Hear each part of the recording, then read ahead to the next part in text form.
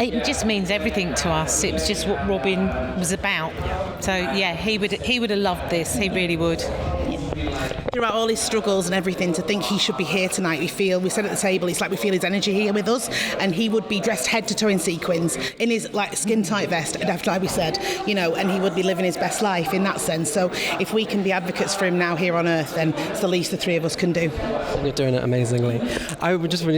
Your cha-cha-cha, when he was wearing that sparkly vest, and you spanked your bum to the judges. Of course.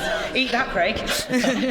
I think you two, you could, as a viewer, you could see that you just made each other so much more confident. What was like a highlight from that experience for you? Well, I suppose the highlight, we were called Strictly's Will and Grace. So I think that's the best thing they could ever said about us. We had this unbreakable bond, and I think it was that trust we had together. And when they said this, we said, you know what, let's break the rules and I'm going to pick you up. They went, no, you can't do that. And I went, let's rip up the rule book, rip it up, and we're going to do it. And then literally there he was in my arms, and yeah, it was amazing. Yeah, it was fantastic. You just threw away the rule book and like those gender norms, all that kind of it's just like no, that's what we're going to do. Robin installed that, didn't he? He wanted to break the rules and go, no, this is what I stand for, this is what he wanted, and it worked. And everyone remembers that catch.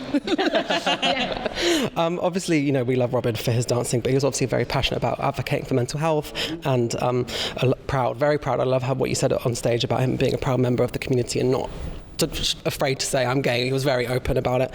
How do you think his legacy will continue to inspire and impact both the dance world and then the broader community? Crikey, that's a hard one. We asked each other this question, didn't we? And we came up with loads of answers, and now I'm in shock of doing this speech. Yeah. I think his legacy. I think more needs to be done for mental health. Yeah. 100%. It's just there's nothing out there. And Robin actually did say if there'd been gay people on the telly when he was growing up, he could have related. He didn't have any idea. He didn't know where he was going. He was just lost. Yeah. So there definitely more needs to be done. Yeah. For young boys, especially in London, there's a real like shout out that needs to happen. To look after especially young lads with mental health.